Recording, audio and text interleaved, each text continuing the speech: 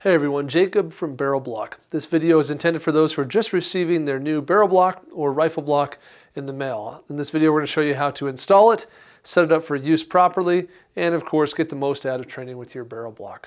Now when you receive your BarrelBlok in the mail, it should come with one BarrelBlok and 3 mag blocks. BarrelBloks are color-coded by caliber, so this one is orange, so we know it's 9mm. If you've ordered multiple BarrelBloks for different calibers, you'll note the different colors for each caliber. Now, to get started, we want to make sure we're obeying the core cardinal rules of firearm safety. So here in this room, we're going to keep our guns pointed this direction. It's our safest direction. And I've already gone ahead and checked these guns, triple checked them to make sure they're clear and unloaded. Make sure you always follow all the proper rules of firearm safety and make sure your gun is fully clear of any ammunition and it's unloaded before you install BarrelBlok.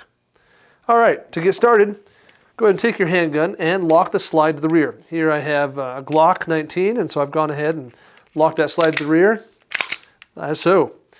Take your BarrelBlok, and we're going to insert this from the ejection port. Now, when we insert it, note your BarrelBlok's got a bit of a curve to it. It's not perfectly straight.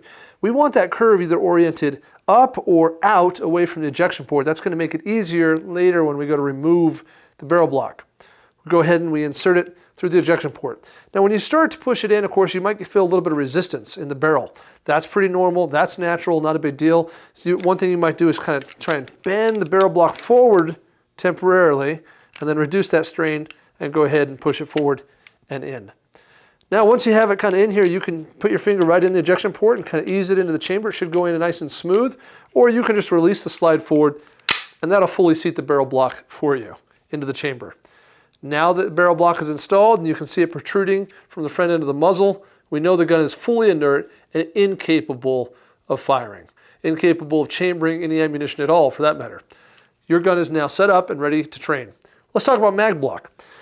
Now the whole point of the BarrelBlok training system is not just to render the gun inert, certainly that's important, but we want to render the gun inert in a way that allows us to still manipulate the gun and use it for dry fire training or for maintenance or for whatever purpose you might be staging the gun. The mag block's an important part of that. Now the mag block is kind of an interesting, it almost looks like a dummy round in some respects, but it's not. Certainly the bottom side of it is rounded, kind of like a cartridge, but the top side is not. It's kind of carved out, has a channel in it. And so think of it almost like a boat, the way you would set this in water to float. That's how you know what the up and down side is. And so when we insert this into the magazine, we want the curved, smooth side facing down into the magazine and the channel facing up. You should see the caliber stayed right there in the mag block, so we want that visible as we insert this down into the magazine. Go ahead and push it down on the follower of the magazine and slide it into place, just like you would any cartridge. Very simple.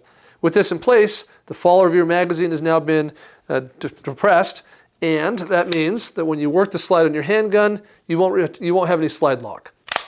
This allows you to train things like reloads, malfunction clearing, and whatever else you might want to do and not have to worry about the gun artificially locking to the rear. Instead, it's going to act as if it had ammunition. The mag block is effectively fooling it that way. You're now ready to train. Let's talk about removing these tools when you're all done. Now we want to exercise proper caution and continue to be careful. First, let's talk about the mag block. In order to remove the mag block, you want to apply pressure in a downward fashion, and then as you're pushing down, gently move it forward and out of the magazine. Real easy. For the BarrelBlok, we're going to do what we did before. We're going to start by locking the slide to the rear. Now to remove BarrelBlok, we do need to apply some pressure to the front of the BarrelBlok. This is one of the reasons why when you trim the BarrelBlok, we kind of have these little notches every ½ inch. We encourage people to not trim it too tight to the muzzle. By doing that, it's going to make it difficult to remove. Generally, an inch to an inch and a half is appropriate. And in fact, if you're going to be using this in a lot of different guns, you might not want to trim it at all because your guns might be of varying different sizes and having it full length is helpful. And obviously, one of the benefits of having BarrelBlok is being able to see it protruding from the muzzle. So don't trim it too tight. Now, we need to remove it, and to do that, we're going to apply some pressure. Now, obviously, generally, it's not a good practice to flag a body part in front of your gun. But right now, the gun is completely inert, safe, and capable of firing around. Because of that, it's safe to put something in front of the muzzle, but we don't want to make a habit out of it. So what I'm going to do is I'm just going to grip the BarrelBlok with my 2 fingers like this and apply some rearward pressure. And as you can see, now it's coming out of the ejection port. I can reach down here, grab it, and pull it out. Now, if something happens when you install your BarrelBlok and its orientation is wrong. Sometimes as it starts to come out, maybe it's facing downward into the mag well. That makes it pretty hard to reach down there and grab it and get it. In order to reset that, just pull it back into the chamber a little bit, rotate it and turn it from the front like so until it is oriented either upward or outward so that you can reach in there, get a hold of it, and pull it out. And again, let's make sure we do all this, of course, keeping the gun pointed in our safest direction and following all of the safety rules. The gun now with the BarrelBlok removed is no longer inert and capable of chambering and firing a round. Let's talk about the rifle block. If you ordered a rifle block, it comes a little bit longer, something like this, but all the principles are the same. So we're going to grab our trusty rifle here. First thing we're going to do, we've locked the bolt in the rear. We'll take our rifle block, and just like we did with the BarrelBlok, we'll insert it through the ejection port, down into the barrel.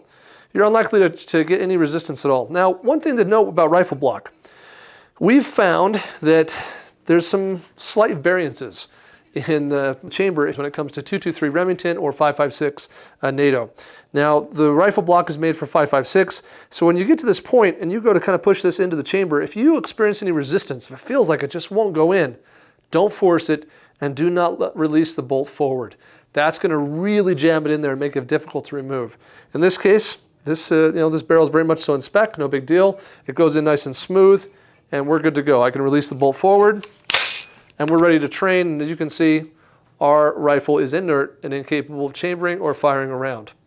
If, however, for whatever reason, you find that for your gun, you do experience a little bit of resistance, and you're unable to seat it in there without a lot of pressure, what we advise you to do is go ahead and remove the rifle block from your gun, get some really fine sandpaper, and just sand down the actual cartridge portion of your rifle block just a little bit, and then insert it again, and repeat until it goes in smooth. We want it snug, but it shouldn't be something you have to force or really apply much pressure to get seated. Let's talk about mag block. Mag block for the rifle is a little bit different. We don't have a smooth bottom, it's a flat bottom, but otherwise there's still a big channel on top and a flat space on bottom. So orienting the flat part down into the magazine, we do just like we did with the handgun. We apply some pressure, and then we slide it to the rear, just like so. I'm going to go ahead and get this rifle block reinstalled. Okay. Once again, I'm orienting that curved, that turned part of the BarrelBlok outward toward the ejection port. That'll make it a little bit easier to get out later. I'm letting the bolt seat that for me all the way forward.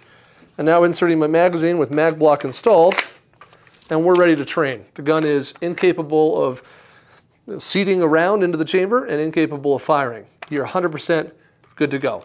So now, with the mag block installed, of course, we can work the bolt as much as we want without any sort of lock back, without the follower causing any issues, and we can run the gun and do whatever it is we need to do in terms of maintenance or dry practice.